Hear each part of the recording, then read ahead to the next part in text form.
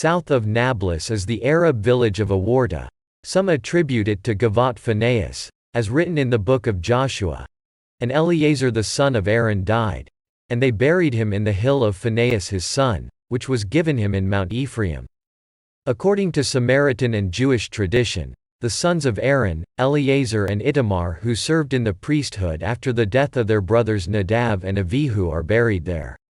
And also the grave of Pinchas ben Eleazar, Avishua ben Pinchas, and the 70 elders. And according to Muslim tradition, also the tomb of Ezra the writer. According to the Samaritan tradition, Avishua ben Pinchas wrote the book of the Torah in their possession, which differs slightly from the book of the Torah according to the tradition as is customary in the Jewish communities. Later there was a Samaritan settlement until a few hundred years ago, and some speculate that some of them converted to Islam. The Arab village of Hawara preserves the name Horan.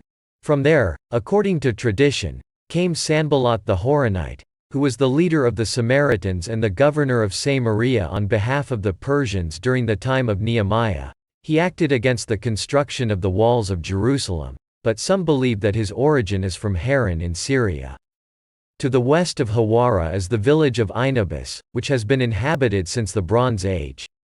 Next to it are the ruins of Syresia, from the Roman period. The Arab village of Beta is divided into two villages, the upper and the lower. During the Mamluk period a tribe that migrated from Arabia settled there. The village of Buran is located near a burial site from the Bronze Age. Some attribute it to Barium from the First Temple. About 300 years ago, following a conflict, some of its residents moved to the nearby village of Iraq Buran, next to which are the ruins of Tyre and finds from the Iron Age to Roman times. In 1983, a national ultra-Orthodox settlement of Yitzhar was established, and outposts were established around it. Its residents advocate for settlement, Hebrew work, and Torah study. In the same year, the Har Barcha religious community settlement was established, named after the blessing given on Mount Gerizim. A year later, the Itamar religious settlement was established, named after Itamar ben Aharon ha-Kohen, who is buried in Awarta. In the place of an ancient ruined settlement, Haya. Later, outposts were established in the mountains. Since the outbreak of the Intifada, there has been a lot of violence between the Arabs and Jews in the area: murders, injuries, arson, throwing stones, acts of revenge, which caused many deaths and injuries on both sides. In the First Intifada, IDF soldiers captured young men from Hawara and Beta and broke their bones as they were tied. The commander was tried and punished. 3 months later a group of young Jewish travelers were attacked and taken by an angry mob to the village of Beta.